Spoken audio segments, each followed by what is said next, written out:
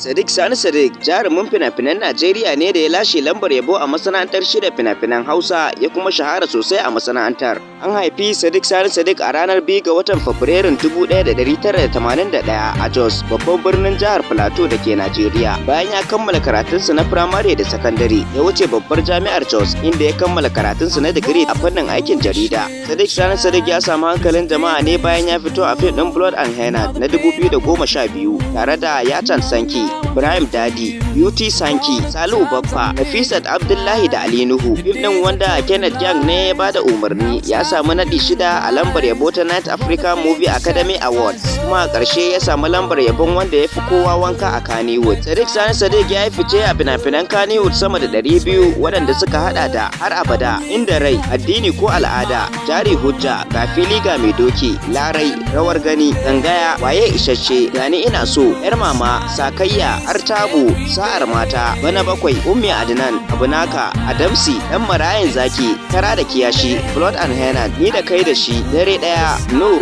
Delights, Uba, Farin Dare, Hijira, Talatu, Makahon So, Zo Mu Je, Tsumagiya, Ashabul Kafi, Rai Dangin Goro, Ɗaya Daga Allah, Daga Ni Sai Ke, Rayuwa Bayan Mutuwa, Kisan Gilla, Mace da Lado, Sabuwar Sangaya, Hanyar Kano, Suma Mata Ne, Bayan Duhu, Halacci, Ƙasata, Alƙali Ne Ƙauye, Nisan Kiwo, Jamila, Sallamar So, Dariya, Makaryaci, Shinaz, Wacece Sarauniya, Dangin Miji, Ba Tabbas, Abbana, Lalura, Necessity TV Series. Sadik Sani Sadik ya auri Murja Shema ne a shekarar 2013, kuma tuni matar tashi ta samu 'ya'ya biyu, Asad da Asma'u. Matarsa Murja Shema kanwar tsohon gwamnan jihar Katsina ce, wato Shehu Shema. Hazakar jarumi Sadik Sani Sadik ta bashi lambobin yabo da dama da kuma sunayen mukaman da suka hada da mafi kyawun sabon dan wasan kwaikwayo a cikin 2014 City People Entertainment Awards wanda aka bashi. Ya samu kyautar gwarzon jarumi a Kannywood a shekarar 2015, an kuma zaɓe shi a matsayin mafi kyawun dan wasan kwaikwayo a cikin shekarar 2017 City People Entertainment Award, kuma ya sake lashe kyautar gwarzon jarumi a Kannywood na shekarar 2018. Kuma a halin yanzu jarumin ya fito a cikin shirin nan wato Labari Na Mai Dogon Zango. Haka zalika ana shirin sakin wasu zafafan fina-finan jarumin wanda ka iya kafa tarihi a masana'antar shirya fina-finan Hausa. Duka